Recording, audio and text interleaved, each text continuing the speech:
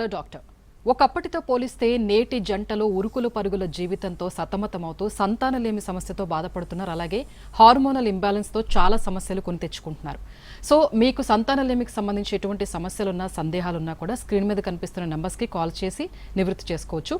అయితే మనకి హోమియోకేర్ ఇంటర్నేషనల్ నుంచి డాక్టర్ సందీప్ గారు మనకు అందుబాటులో ఉన్నారు. మీ సమస్యలకి పరిష్కారాలు కూడా తెలియజేస్తారు. నమస్తే అండి సందీప్ గారు. నమస్తే అమ్మా. సో ఇప్పుడు మనం చెప్పుకున్నట్టుగా ఒకప్పటితో పోలిస్తే కనుక ఇవాల్టి ఉరుకుల పరుగుల జీవితంలో ప్రతి ఒక్క జంటలో ఏదో ఒక సమస్య అయితే ఉంటుంది. ఒకప్పటిలాగా సాఫీగా వాళ్ళ సంసారంగా లేదంటే సంతానం ఉన్నట్టుగా కానీ మనకి ఎక్కడ కనిపించట్లా. సో మీ అబ్జర్వేషన్లో ఒకప్పటితో పోలిస్తే పర్సంటేజ్ ఎంతవరకు ఉంది? మీ దగ్గరికి ఎంతమంది వస్తూ ఉన్నారు రెగ్యులర్గా? కరెక్ట్గా చెప్పాలంటే మీరు అన్నట్టుగా ఒకప్పటితో పోలిస్తే ఇప్పుడు ఈ ఇన్ఫెర్టిలిటీ కేసెస్, సంతానలేమి సమస్యతోటి బాధపడుతున్న కేసెస్ చాలా సిగ్నిఫికెంట్గానే రైజ్ అయ్యాయని చెప్పచ్చు. అంటే ఒక 10 ఏళ్ల కిందతో పోలిస్తే గత సంవత్సరం నుంచి మనం స్టాటిస్టిక్స్ కన్సిడర్ చేస్తే దాదాపు 25 to 30% ఆఫ్ కేసెస్ ఎక్కువగానే క్లినిక్స్కి విజిట్ చేస్తున్నారనమాట. ఎందుకు ఇలా జరుగుతుంది అనుకుంటే మన మారుతున్న జీవనశైలి ఒక ప్రధానమైన కారణం. అండ్ ప్రస్తుతం ఉన్న లైఫ్ స్టైల్లో చాలామంది యంగ్ కపుల్స్ రీసెంట్గా మనకి గ్రాడ్యుయేషన్ చేసుకొని బయటకు వచ్చిన వాళ్ళు చాలామంది జాబ్ పర్పస్ ఉంటున్నారు, ఉద్యోగరీత్యా దూరంగా కూడా ఉంటున్నారు కపుల్స్. అండ్ వాళ్ళ వర్కింగ్ అవర్స్ డిఫరెంట్ టైమ్ జోన్స్లో ఉండటం జరుగుతుంది అనమాట. అంటే ఒకళ్ళు మార్నింగ్ ఒకళ్ళు నైట్ ఉండటము అట్లాగా. అండ్ దాంతోపాటు మన లైఫ్ స్టైల్, మన అలవాట్లు చాలా మారిపోతూ ఉండటము, విపరీతంగా ఒబెసిటీ బాగా పెరిగిపోతుంది. అండ్ ల్యాక్ ఆఫ్ ఎక్సర్సైజెస్ ఉంటుందన్నమాట. Because of their busy schedule చాలామంది మనకి వ్యాయామానికి కానీ, తేలికపాటి యోగా చేసుకోవడానికి కానీ, వాళ్ళ వెయిట్ని రెగ్యులేట్ చేసుకోవడానికి కావాల్సిన డైట్ కానివ్వండి, లైఫ్ స్టైల్ కానివ్వండి చేయలేకపోతున్నారు. ఇంకొక గ్రూప్ చాలామంది యువత ఇప్పుడు ఫిజికల్ యాక్టివిటీ మీద శ్రద్ధ ఎక్కువ పెడుతున్నా ఇంకొక గ్రూప్ మాత్రం చాలా తగ్గిపోతుంది. దీనివల్ల పర్టికులర్లీ ఆఫ్టర్ మ్యారేజ్ ఇది ఇంకా బాగా తగ్గిపోతుంది అనమాట. దీనివల్ల మనకి ఇన్ఫెర్టిలిటీ కేసెస్ ఇప్పుడు సిగ్నిఫికెంట్గానే రైజ్ అవుతున్నాయి. సో మీరు ప్రధానంగా గమనించిన కారణాలు ఏంటి పర్టికులర్గా? అంటే లైఫ్ స్టైల్ వల్ల చాలా చేంజెస్ వస్తున్నాయి, హార్మోనల్ ఇంబ్యాలెన్స్ కూడా మనం మాట్లాడుకున్నాం. సో ప్రత్యేకంగా రీజన్స్ ఏంటి? సో రీజన్స్ విషయానికి వస్తే మనం విడివిడిగా మాట్లాడుకోవాల్సి వస్తుంది అన్నమాట. సో ఇద్దరిలో కూడా మనకి మేల్ ఇన్ఫెర్టిలిటీ ఇష్యూస్ ఉన్న కేసెస్ వస్తుంటాయి, ఫీమేల్ ఇన్ఫెర్టిలిటీ ఇష్యూస్ ఉన్న కేసెస్ వస్తుంటాయి.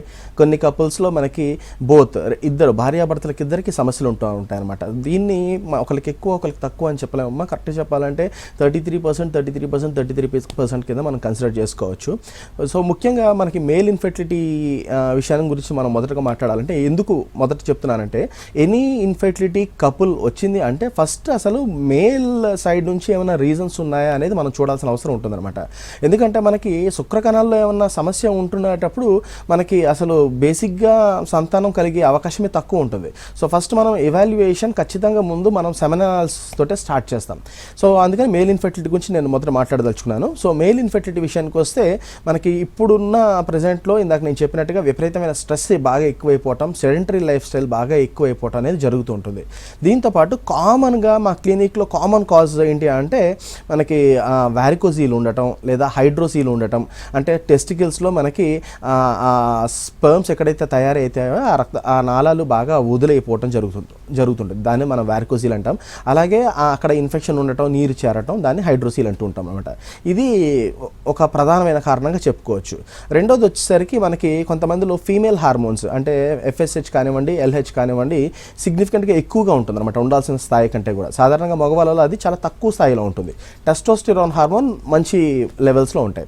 సో దానివల్ల మనకి FSH, LH లెవెల్స్ ఒకసారి బాగా పెరగటం అండ్ మేల్ హార్మోన్ టెస్టోస్టెరాన్ ఏదైతే ఉందో అది తక్కువగా ఉండటం వల్ల కూడా మనకి ఈ స్పెర్మటోజెనిసిస్ అనేది జరగదు. అంటే వీర్యకణాల యొక్క తయారీలో సమస్యలు ఏర్పడుతూ ఉంటాయి. అండ్ ఇంకొక విషయానికి వచ్చేసరికి మనకి ప్రొలాక్టిన్ లెవెల్స్ కూడా బాగా ఎక్కువగా ఉంటూ ఉంటాయి అనమాట. సో ప్రొలాక్టిన్ లెవెల్స్ ఎక్కువ ఉండేటప్పుడు కూడా మనకి కొన్ని ఇబ్బందులు వస్తూ ఉంటాయి. తర్వాత మనకి అండ్ మగవాళ్ళలో ఎడిక్షన్స్, స్మోకింగ్ కానివ్వండి, ఆల్కహాల్ కానివ్వండి, ఇప్పుడు చాలా ఈ రెండు వాడకం అనేది చాలా ఎక్కువైపోతుంది. దీనివల్ల కూడా మనకి వీర్యకణాల తయారీ మీద చాలా ప్రభావం కనిపిస్తూ ఉంటుందన్నమాట. సో ఇవన్నీ కూడా మనం మేల్ ఇన్ఫెర్టిలిటీతో కామన్గా చూస్తున్న రీజన్స్. అలాగే ఫీమేల్ ఇన్ఫెర్టిలిటీ విషయానికి వస్తే మనకి ప్రాపర్గా ఓవ్యులేషన్ జరగకపోవటం, అంటే మనకి నెలసరి కరెక్ట్గా రావాలంటే ఫీమేల్ హార్మోన్స్ FSH కానీ LH కానీ దానికి తగినట్టుగా నిష్పత్తిలో ఉండాలి రేషియోలో. ఆ రేషియో బాగా దెబ్బతింటూ ఉండటం, పర్టికులర్గా ఇది మనం PCODలో చూస్తూ ఉంటాం అనమాట. సో ఈ రేషియోస్ వల్ల ప్రాపర్గా ఓవ్యులేషన్ అంటే ఆరోగ్యకరమైన అండం విడుదల కాకపోవటం అండ్ అండాల యొక్క తయారీలో కూడా సమస్యలు ఏర్పడుతూ ఉంటాయి అన్నమాట. సో ఆ తర్వాత వచ్చేసరికి ఏమైనా ఓవేరియన్ సిస్ట్ కానివ్వండి, ఇలాంటివి కూడా మనకి అవకాశాలు ఉంటాయి. దానివల్ల కూడా ఇన్ఫెర్టిలిటీ ఇష్యూస్ రావచ్చు. అండ్ తర్వాత వచ్చేసరికి ఫెలోపియన్ ట్యూబ్లో ఏమైనా సమస్యలు ఉండటం, ట్యూబల్ బ్లాకేజెస్ అవుతూ ఉంటాయి. పర్టికులర్గా కొన్నిసార్లు ఏమైనా అబ్డామినల్ ప్రొసీజర్స్ జరిగినప్పుడు ఇది చూసే అవకాశం ఉంటుంది అనమాట. అండ్ తర్వాత వచ్చేసరికి మనకి ఎండోమెట్రియోసిస్ అంటే గర్భసంచి లోపల ఉండాల్సిన పూత ఒక్కొక్కసారి బయట కూడా ఎక్కడన్నా ఏర్పడే అవకాశం ఉంటుంది. అలాగే పెల్విక్ ఇన్ఫ్లమేటరీ డిసీజెస్, ఇవన్నీ కూడా మనకి ఇన్ఫెర్టిలిటీకి దారితీస్తూ ఉంటాయి. అలాగే ఇంకా గర్భసంచి విషయానికి వస్తే మనకి గర్భసంచి యొక్క ఆకృతిలో షేప్లో కానివ్వండి మనకి కొన్ని కంజెనిటల్ అనామలీస్ తయారైతూ ఉంటాయి అనమాట. సో కంజెనిటల్ మాల్ఫార్మేషన్ అంటూ ఉంటాము. సో వీటిలో ఏమన్నా ఇలాంటి హిస్టరీ ఉంటే కూడా మనం స్కాన్ చేసుకున్నప్పుడు ఇలాంటివి ఏమైనా బయటపడితే కూడా మనం ఇన్ఫెర్టిలిటీ సమస్యతోటి బాధపడుతూ ఉంటారు. అలాగే కొంతమందికి చాలా పెద్ద పెద్ద ఫైబ్రాయిడ్స్ ఉంటాయి. సో ఫైబ్రాయిడ్స్ వల్ల కూడా మనకి ఇన్ఫెర్టిలిటీ వచ్చే అవకాశాలు ఉంటాయి. అలాగే మనకి ప్రెగ్నెన్సీ టైంలో కూడా కాంప్లికేషన్స్ వచ్చే అవకాశం ఉంటుంది. ఎందుకంటే because of that large fibroid baby growth సరిగ్గా కాకపోవచ్చు కూడా. సో ఇంట్రాయూట్రైన్ గ్రోత్ రిటార్డేషన్ సమస్యలు కానివ్వండి, లేదా ప్రీమెచ్యూర్ బర్త్స్ కానివ్వండి, లేదా ఒక్కొక్కసారి కన్సీవ్ అవుతారు కానివ్వండి, మళ్ళీ 3rd మంత్లో 4th మంత్లో అబార్షన్స్ అయిపోవటము, ఇలాంటివి చాలా జరుగుతూ ఉంటాయి. ఇవి కాకుండా బికాస్ ఆఫ్ థైరాయిడ్ లెవెల్స్లో కూడా ఆడవాళ్ళలో కానీ మగవాళ్ళలో కానివ్వండి థైరాయిడ్ సమస్యలు ఉండేటప్పుడు కూడా మనకి ఇన్ఫెర్టిలిటీ ఇష్యూస్ రావచ్చు. సో ఇవన్నీ కూడా ప్రధానమైన కారణాల కింద చెప్పొచ్చు, ఐదర్ మేల్ అండ్ ఫీమేల్ ఇన్ఫెర్టిలిటీస్లో. ఓకే, సో మీరు అన్నారు హార్మోనల్ ఇంబ్యాలెన్స్ కూడా వీటికి రీజన్ అవుతూ ఉంది ఇవాళ రోజుల్లో లైఫ్ స్టైల్ వల్లనే. సో వీళ్ళ లక్షణాలు ఎలా ఐడెంటిఫై చేసుకోవచ్చు? సో మామూలుగా మనకి ప్రెగ్నెన్సీ రావాలి అంటే నార్మల్గా menstrual cycle 28 to 35 days cycle ఉంటుంది. కొంతమందికి కరెక్ట్గా 28-30 days మధ్యలో వస్తుంటుంది, కొంతమందికి 35 days 36 daysకి కూడా వస్తుంటుంది. వాళ్ళు మెచ్యూర్ అయినప్పటి నుంచి కూడా ఆ సైకిల్స్ అలాగే రెగ్యులర్గా ఉంటుంటే మరేం పర్వాలేదు. సో ఆ సైకిల్స్ మనకి ఎప్పుడైతే ఇర్రెగ్యులర్ అవుతూ ఉంటాయో, సో ఇలాగ 30 రోజులకు 35 రోజులకు రావాల్సింది ఇప్పుడు సడన్గా మనకి 45 daysకో 60 daysకో వస్తుంది, ఇర్రెగ్యులర్ మెన్సెస్ ఉంటుంది అంటే ఫస్ట్ వాళ్ళు ఇన్ఫెర్టిలిటీ సమస్య వచ్చే అవకాశం ఉందని ఆలోచించాలి. అయితే దీనికంటే కూడా ముందు నేను మీకు ఒక విషయం చెప్పాలనుకున్నా. అసలు ఏ భార్యాభర్తలైనా ఎనీ కపుల్ వాళ్ళు అసలు ఇన్ఫెర్టిలిటీ సమస్యతోటి బాధపడుతున్నారా లేదా అనేది తెలుసుకోవాలన్నమాట. అంటే పెళ్ళైనాక 1 సంవత్సరం పాటు కూడా ఎటువంటి కాంట్రాసెప్టివ్స్ యూజ్ చేయకుండా ఐదర్ టాబ్లెట్స్ కానివ్వండి, లేకపోతే ఇంకా అదర్ కాంట్రాసెప్టివ్ డివైజెస్ కానివ్వండి, ఇలాంటివి ఏమీ యూజ్ చేయకుండా 1 year పాటు వాళ్ళు దాంపత్య జీవితం గడిపినాక కూడా వాళ్ళకి ప్రెగ్నెన్సీ రావట్లేదంటే ఆ కపుల్ ఇన్ఫెర్టిలిటీ సమస్యతోటి బాధపడుతున్నట్టు. అంటే ఇది ఏజ్ తోటి కూడా ముడి ఉంటుంది. సో 30 years లోపు వాళ్ళకి ఈ డెఫినేషన్ సూటబుల్ అనమాట. అదే 30+ అయిన వాళ్ళ అయితే మనకి 1 year పాటు కూడా వెయిట్ చేయాల్సిన అవసరం లేదు. 6 months వరకు కూడా మనం ఎటువంటి డివైజెస్ కానీ ఈ కాంట్రాసెప్టివ్ మెథడ్స్ యూజ్ చేయకుండా మ్యారిటల్ లైఫ్ లీడ్ చేసినాక కూడా మనకి కన్సీవ్ అవ్వట్లేదు అంటే వాళ్ళు డాక్టర్ని అప్రోచ్ అయ్యి తరోగా ఇవాల్యుయేట్ చేసుకొని ఇన్ఫెర్టిలిటీ రావడానికి గల కారణాలు ఏమైనా ఉంటున్నాయా లేదా అని తెలుసుకొని దానికి తగినట్టుగా ఒకవేళ ఉంటే దానికి తగినట్టుగా ట్రీట్మెంట్స్ తీసుకొని ముందుకు వెళ్ళాల్సి ఉంటుంది. అదర్వైజ్ లేకపోతే కొన్ని సలహాలు సూచనలు డాక్టర్ దగ్గర తీసుకొని ట్రై చేసినప్పుడు మనకి సక్సెస్ అవుతూ ఉంటుంది అనమాట. సో చూస్తున్నారు కదండి, ఇన్ఫెర్టిలిటీ సంతానలేమికి సంబంధించి మీకు ఎటువంటి డౌట్స్ ఉన్నా కూడా స్క్రీన్ మీద కనిపిస్తున్న నెంబర్స్కి కాల్ చేయొచ్చు.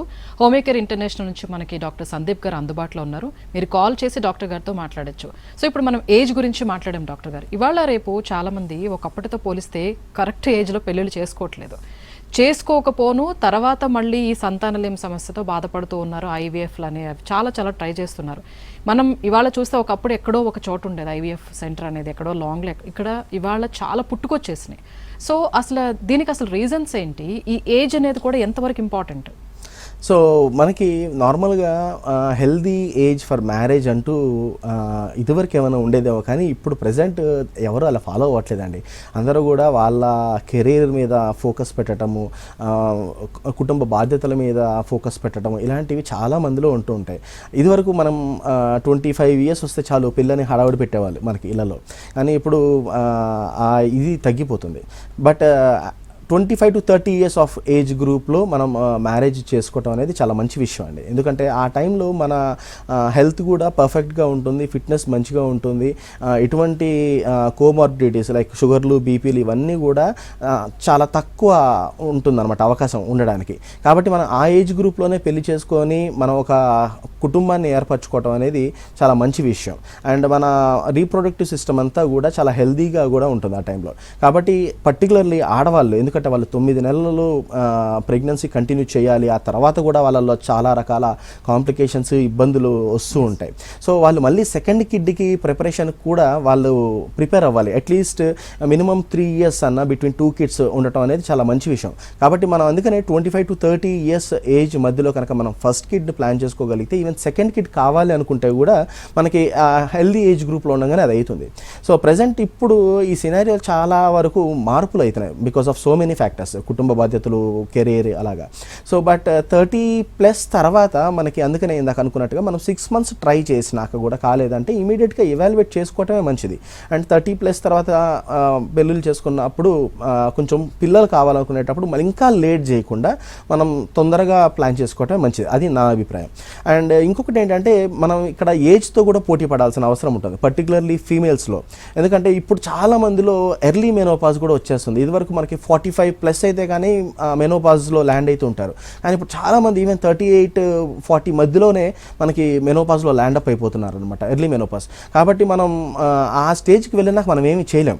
కాబట్టి మనం ఎర్లీ ఏజ్ గ్రూప్లో ఉండగానే 25 to 30 ఏజ్ గ్రూప్లో ఉండగానే కనుక మనం కిడ్స్ని ప్లాన్ చేసుకోవడం అనేది చాలా ఐడియల్ థింగ్ అనమాట.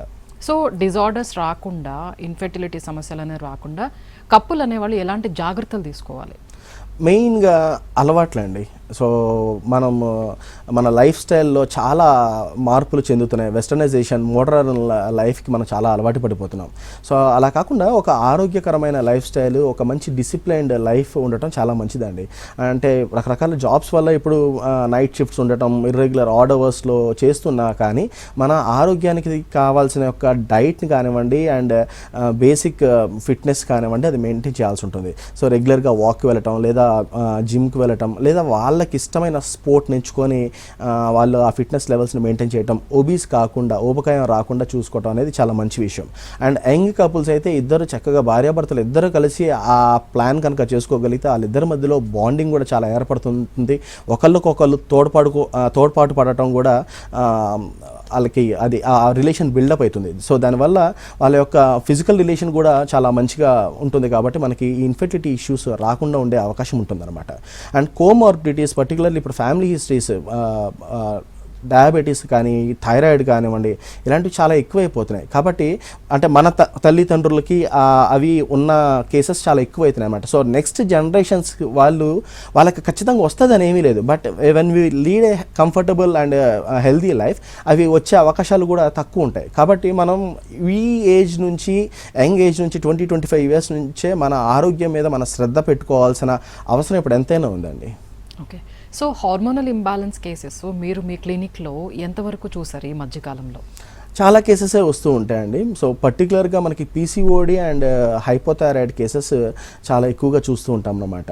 సో ఈ పీసీఓడి కేసెస్లో కూడా నేను ఇందాక చెప్పినట్టుగా ఇర్రెగ్యులర్ మినిస్ట్రేషన్స్ ఉంటూ ఉండటము, బాగా బరువు పెరిగిపోతూ ఉండటము, అండ్ హెయిర్ ఫాల్ బాగా అవుతూ ఉండటము, అన్వాంటెడ్ హెయిర్ బాగా ఎక్కువగా ఉంటూ ఉండటము, అండ్ లెథర్జిక్గా బద్ధకంగా ఉండటం, ఇలాంటివన్నీ కూడా ఈ లక్షణాలు చాలామందిలో కనిపిస్తూ ఉంటాయి. ఈ పీసీఓడి కేసెస్ పర్టికులర్గా ఈవెన్ యంగ్ జనరేషన్ కూడా 18-19 years పిల్లల్లో కూడా మనం చూస్తూ ఉంటాం అనమాట.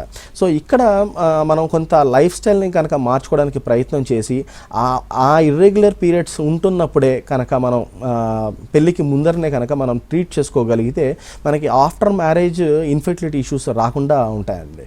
అలాగే థైరాయిడ్ కూడా సిమిలర్గానే ఉంటూ ఉంటుంది పిక్చర్, బాగా బరువు పెరుగుతూ ఉంటారు, ఇర్రెగ్యులర్ పీరియడ్స్ ఉంటూ ఉంటాయి. కొంతమంది కేసెస్ అయితే మనకి పీరియడ్స్ రావడానికి మందులు వాడుతూ ఉంటారు చాలామంది. సో ఆ పీరియడ్ అప్పటికప్పుడు మనం మనం ఓవరీస్ని స్టిమ్యులేట్ చేసి మనం పీరియడ్స్ తెచ్చుకుంటాం కానివ్వండి, మనం పెళ్లి తర్వాత మనకి వాటి వల్ల మనకి ఇన్ఫెర్టిలిటీ ఇష్యూస్ వచ్చే అవకాశం ఉంటుంది. సో అక్కడ కూడా మనం we should treat the root cause, సమస్య ఎక్కడ ఉంది, దాన్ని ఆ మెటబాలిక్ డిజార్డర్స్ని మనం ఎలాగా మెరుగుపరుచుకోవాలి అనేది డాక్టర్ కన్సల్టేషన్ ద్వారా మనం తగిన ట్రీట్మెంట్ అంటే తగిన మేనేజ్మెంట్ రెండు కూడా చాలా ఇంపార్టెంట్. వాళ్ళ సలహాలు తీసుకొని కనుక మనం ముందుకు వెళ్ళగలిగితే మనం ఈ ఇన్ఫెర్టిలిటీ ఇష్యూస్ రాకుండా కూడా చూసుకోవచ్చు, వచ్చినా కానీ ఓవర్కమ్ చేసుకునే అవకాశం ఉంటుందండి. సో ఇన్ఫెర్టిలిటీ, మీకు సంతానలేమికి సంబంధించి మీకు ఎటువంటి సమస్యలు ఉన్నా కూడా స్క్రీన్ మీద కనిపిస్తున్న నెంబర్స్ కాల్ చేసి డాక్టర్ సందీప్ గారితో మాట్లాడచ్చు. సో వన్స్ ఇన్ఫెర్టిలిటీతో మీ దగ్గరకు వచ్చే జంటలకి ఇనీషియల్గా మీ క్లినిక్లో ట్రీట్మెంట్ ఎలా ఉంటుంది? అంటే కౌన్సిలింగ్తో స్టార్ట్ చేస్తారా, లేదంటే వాళ్ళ సమస్యలను ఎలా ట్రేస్ అవుట్ చేస్తారు? ట్రీట్మెంట్ ప్రొసీజర్ ఎలా ఉంటుంది? ఓకే అండి. సో ఫస్ట్ ఎవరైనా ఇన్ఫెర్టిలిటీ కప్పుల్ పర్టికులర్గా ఇలాగ 1 year మ్యారిటల్ లైఫ్ అయినాక వస్తూ ఉంటారండి చాలామంది. అండ్ కొంతమంది వస్తూ ఉంటారు అనమాట, చాలా అంటే యాంగ్షియస్ టు కన్సీవ్ ఉంటారనమాట. వాళ్ళ చుట్టుపక్కల ఎవరినో చూసి కలగట్లేదు, మాకు కలగరేమోనని. సో అందుకనే చెప్తున్నాను, మనం 30 years ముందరలో అయితే మనం 1 year వరకు ట్రై చేయాల్సి ఉంటుంది. సో చాలామంది ఎందుకు ఈ మాట చెప్తున్నానంటే, చాలామంది పెళ్ళవంగానే 5 నెలలు అయిపోయిందండి డాక్టర్ గారు, 6వ నెల అయిపోయింది అని పేరెంట్స్ కానివ్వండి, కపుల్ కానివ్వండి, మేము కన్సీవ్ అవ్వట్లేదు అని వస్తుంటారు. అలాంటి వాళ్ళకి ట్రీట్మెంట్ ఇనీషియల్గా స్టార్ట్ చేయాల్సిన అవసరం ఉండదండి. వాళ్ళకి కౌన్సిలింగ్ ఇచ్చి ప్రాపర్గా ఒక హెల్దీ రిలేషన్ మెయింటైన్ చేయడానికి, అండ్ భార్యాభర్తలు రెగ్యులర్గా ఏ టైంలో ఫిజికల్ రిలేషన్షిప్ మెయింటైన్ చేస్తే కన్సీవ్ అవుతారు అనే వాటి విషయాలకి కౌన్సిలింగ్ మనం చేసి పంపిస్తూ ఉంటాం.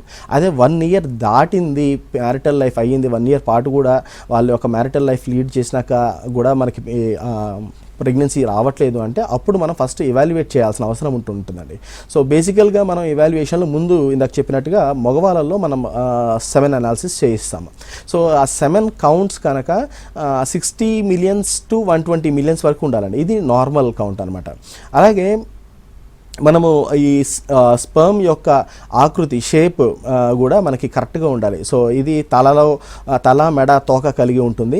సో మనకి కొన్నిసార్లు హెడ్ డిఫెక్ట్స్ కానివ్వండి, నెక్ డిఫెక్ట్స్ కానివ్వండి, టైల్ డిఫెక్ట్స్ కానివ్వండి, ఇలాంటివి వచ్చినప్పుడు కూడా మనకి ఇన్ఫెర్టిలిటీ ఇష్యూస్ ఉంటాయి. సో అలాంటివి ఏమన్నా ఉన్నాయా అనేది చూసుకోవాలి. అండ్ మొటిలిటీ అండ్ వీర్యకణాల యొక్క కదలికలు చక్కగా ఉంటున్నాయా లేదా అనేది చూడాలి. ఎందుకంటే మనము 1/3 ఆఫ్ ఫెలోపియన్ ట్యూబ్ దాకా ఆ వీర్యకణాలు ప్రయాణం చేయగలగాలి 48 hours to 72 hours లోపు. సో అక్కడ ఎదురు చూస్తున్న అండాన్ని అది తాకి ఫెర్టిలైజ్ చేయాల్సి ఉంటుంది అనమాట. సో మనకి కదలికలు కూడా చాలా యాక్టివ్గా మోర్ దెన్ 60% ఉండాల్సిన అవసరం ఉంటుంది.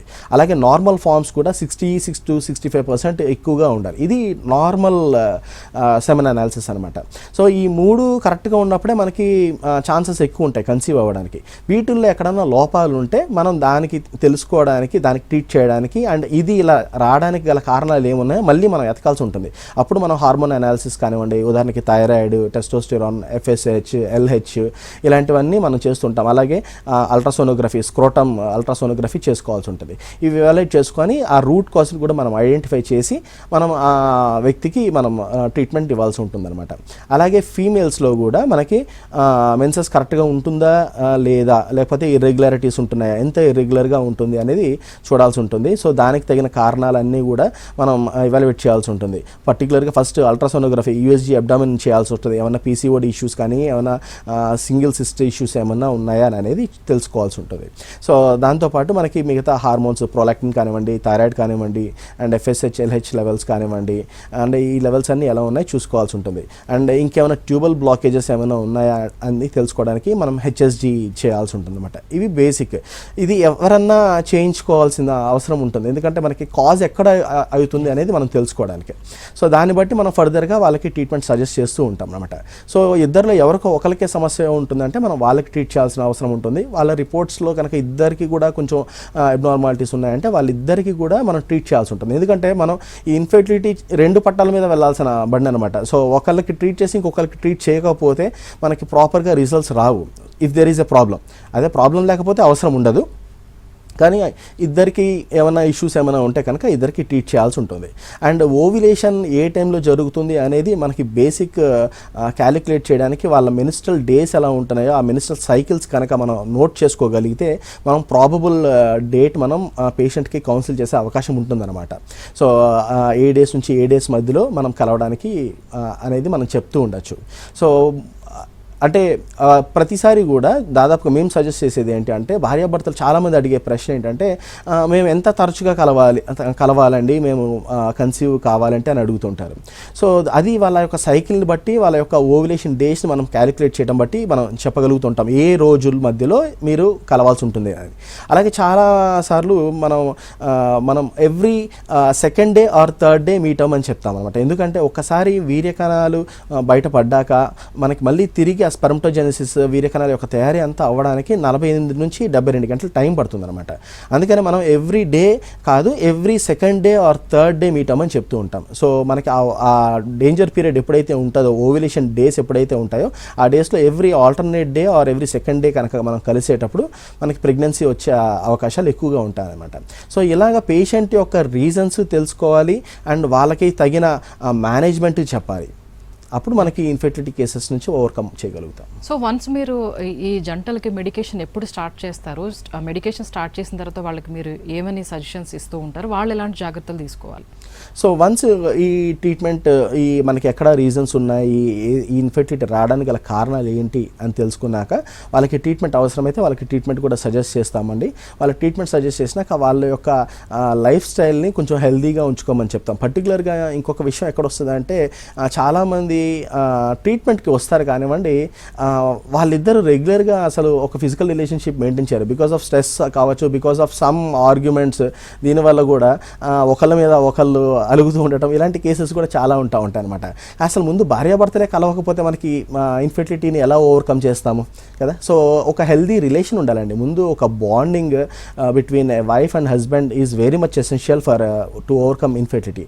కాబట్టి ఇంట్లో ఒక ఆహ్లాదకరమైన వాతావరణం ఉంచుకునే విధంగా వాళ్ళు ఉండమని చెప్పి మనం కౌన్సిల్ చేస్తూ ఉంటాము.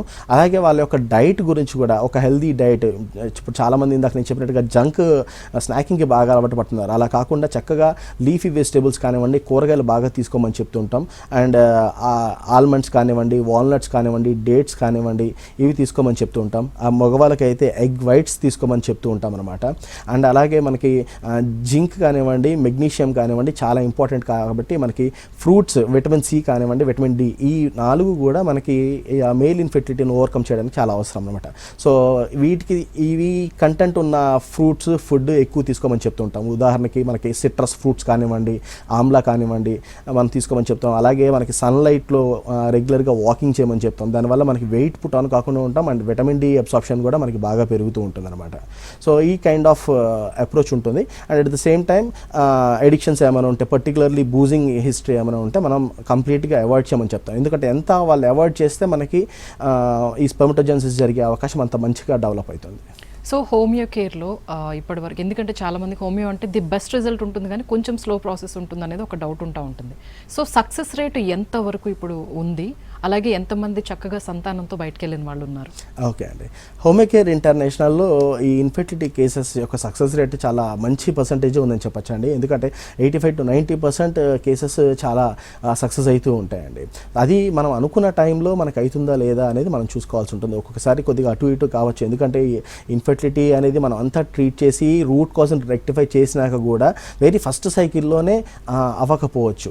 కాబట్టి కొద్దిగా అటు ఇటు అయినప్పటికీ కూడా బేసిక్గా ఇన్ఫెర్టిలిటీ ఓవర్కమ్ చేసిన కేసెస్ అయితే చాలా ఉన్నాయనే చెప్పచ్చు అండి. 85 to 90% కేసెస్ ఉన్నాయి. ఎందుకంటే we treat the root cause. ఇక్కడ ఏంటి అంటే మనం ఆ రూట్ కాజ్ని సెటిల్ చేసుకోవటం వల్ల రేపు సెకండరీ ఇన్ఫెర్టిలిటీ ఇష్యూస్ కూడా రాకుండా ఉంటాయి. అంటే ఏంటంటే ప్రైమరీ ఇన్ఫెర్టిలిటీ అంటే అసలు వాళ్ళ లైఫ్లో ఇప్పుడు దాకా ఒక్కసారి కూడా గర్భం దాల్చకపోవటం అనేది primary infertility.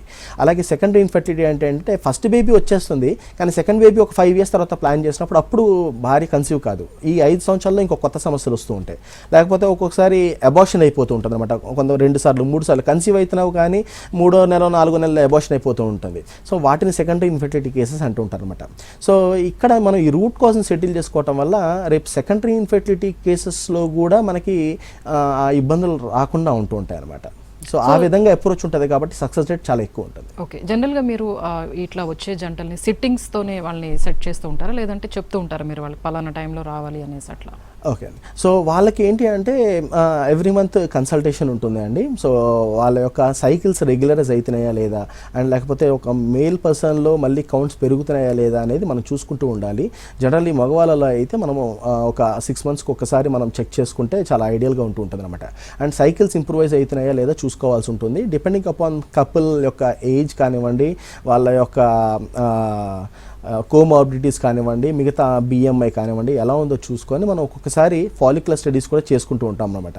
So follicular studies చేసుకుంటే మనకి కరెక్ట్గా ఫాలిక్యుల్ ఎప్పుడు రప్చర్ అవుతుంది, మనకి ఎగ్ ఎప్పుడు రిలీజ్ అవుతుంది, అండ్ వీళ్ళకి ఏ డేస్లో ఎక్కువగా కలవమని చెప్పడానికి మనకు అవకాశం ఉంటుంది. ఆ హిస్టరీ అంతా కూడా తెలుస్తుంది కాబట్టి మనకి సక్సెస్ అనేది ఎక్కువ ఉంటుంది. దానివల్ల మనం మంత్లీ మనం కన్సల్టేషన్స్ ఇస్తూ ఉంటాం అనమాట. పర్టికులర్గా మీరు ఈ డేటా రావాలి మెడిసిన్ కోసం అలా ఏమీ అవసరం ఉంటుంది. ఎందుకంటే హోమియోపతి ఇన్ జనరల్గా రూట్ కాజ్ నుంచి ట్రీట్ చేస్తూ ఉంటుంది. అందుకని దీన్ని జెనెటిక్ కాన్స్టిట్యూషనల్ ట్రీట్మెంట్స్ అంటారు అనమాట. కాబట్టి మనకి మంత్లీ కన్సల్టేషన్స్ ఉంటూ ఉంటాయి. ఓకే. సో హార్మోనల్ సమస్యలకి, ఇంబ్యాలెన్స్ సమస్యలకి హోమియో కేర్లో ఎలాంటి ట్రీట్మెంట్ ఉంది, అది రాకుండా ఎలా ఉండాలి, దాని తర్వాత వాటిని కంప్లీట్గా నివారించడానికి ఎట్లాంటి చర్యలు ఉన్నాయి? మనకి శరీరంలో చాలా హార్మోన్స్ ఉన్నాయండి. ఇవన్నీ కూడా ఎండోక్రైన్ గ్లాండ్స్ సెక్రీట్ చేస్తూ ఉంటాయి. అలాగే మనకి ఈ బిట్వీన్ ఎండోక్రైన్ గ్లాండ్స్ మధ్యలో కూడా చాలా వరకు కనెక్షన్స్ ఉన్నాయన్నమాట. ఉదాహరణకి హైపోథాలము పిట్యూటరీ ఓవేరియన్ యాక్సిస్ అంటారు. అంటే హైపోథాలమస్, పిట్యూటరీ, ఓవరీస్ ఈ 3 కలిసి పనిచేస్తూ ఉంటాయి అనమాట. సో మనకి పీరియడ్స్ రెగ్యులర్గా రావాలంటే కూడా ఈ యాక్సిస్ మధ్యలో అనుసంధానం చాలా కరెక్ట్గా ఉండాలన్నమాట. సో ఇవన్నీ కూడా చాలా ముఖ్యమైన విషయాలు. ఎందుకంటే ఎక్కడ మనకి ఇబ్బంది ఉంటుంది అనేది తెలుసుకోవాలంటే మనకి సపోర్టింగ్ టెస్ట్ మనకి అవసరం పడుతూ ఉంటుంది. సో వాటిని అవి ఏ లెవెల్లో ఉన్నాయో తెలుసుకొని మనిషి యొక్క శారీరక లక్షణాలు అంటే ఈ ఇర్రెగ్యులర్ సైకిల్స్ కానివ్వండి, ఇంకేవైతే ఇతర లక్షణాలు ఉంటాయో వాటన్నిటిని దృష్టిలో ఉంచుకుంటూ వాళ్ళ యొక్క శరీర తీరుని కూడా మనం కన్సిడర్ చేయాల్సి ఉంటుంది. ఎందుకంటే ఏ ఇద్దరు ఆడవాళ్ళు కూడా ఒకటేలాగా ఉంటారు కదా. సో వాళ్ళ యొక్క మెన్స్ట్రల్ సైకిల్స్ కూడా ఒకటేలాగా ఉండవు. సో డీటెయిల్డ్గా మనం వాళ్ళ యొక్క కాన్స్టిట్యూషన్ని మనం ఎవాల్యుయేట్ చేస్తూ మనం ట్రీట్ చేయటం వల్లనే మనకి ఈ రూట్ కాజ్ అనేది సాల్వ్ చేయగలుగుతున్నాం అనమాట. సో వాళ్ళ యొక్క శరీర తీరుకి తగినట్టుగా ట్రీట్మెంట్ ఇవ్వడం జరుగుతూ ఉంటుంది. అలాగే దాని యొక్క మేనేజ్మెంట్ కూడా మనం వాళ్ళకి తగినట్టుగా చెప్తూ ఉంటాం అనమాట. సో మీరు గమనించినంత వరకు ఈ ఉరుకులు పరుగుల జీవితం, ఈ జాబ్స్, ఈ లైఫ్ స్టైల్ వీటన్నిటిలో హార్మోనల్ ఇంబ్యాలెన్స్తో ఎక్కువ లేడీస్ పర్సంటేజ్ ఉందా, జెంట్స్ పర్సంటేజ్ ఉందా, ఎంతవరకు మీరు గమనించారు? సో ఎక్కువగా మనకి ఆడవాళ్ళలోనే మనకి మెన్స్ట్రల్ ఇర్రెగ్యులారిటీస్ కేసెసే ఎక్కువగా చూస్తూ ఉంటామండి. ఎందుకంటే because of sedentary life style కానివ్వండి, ఎక్కువ ఒకటే చోట కూర్చొని పనిచేస్తూ ఉండటం, అండ్ ప్రాపర్గా మంచి quality of diet, it's not quantity, quality of diet తీసుకోకపోవటం కూడా ఒకటి కారణం అనమాట. దీనివల్ల ఓబెసిటీ కూడా చాలా మందిలో పెరుగుతూ ఉంటుంది. అండ్ వెస్టర్నైజేషన్ కల్చర్ కూడా చాలా పెరుగుతుంది. దీనివల్ల మనకి ఈ PCOD ఇష్యూస్ చాలా ఎక్కువగా రావడం అనేది మనం చూస్తున్నామండి. Okay. So thank you doctor గారు, మంచి సలహాలు సూచనలు ఇచ్చారు. సో చూసారు కదండి ఇవాళ హలో డాక్టర్, మంచి లైఫ్ స్టైల్తో అలాగే ఒక మంచి ఏజ్లో చేసుకున్నప్పుడే మంచి సంతానోత్పత్తి అనేది ఉంటుందనేది డాక్టర్ గారు చెప్తున్నారు. అలాగే హార్మోనల్ ఇంబ్యాలెన్స్ సమస్యకి, ఇన్ఫెర్టిలిటీకి కూడా హోమియో కేర్ ఇంటర్నేషనల్లో చక్కని ట్రీట్మెంట్ ఉందని కూడా డాక్టర్ గారు చెప్తున్నారు. సో మీ దగ్గరలో ఉన్న హోమియో కేర్ ఇంటర్నేషనల్కి వెళ్ళొచ్చు, లేదంటే స్క్రీన్ మీద కనిపిస్తున్న నెంబర్స్ కూడా కాల్ చేసి మీరు డీటెయిల్స్ తెలుసుకోవచ్చు. సో ఇది ఇవాళ హలో డాక్టర్. నమస్తే.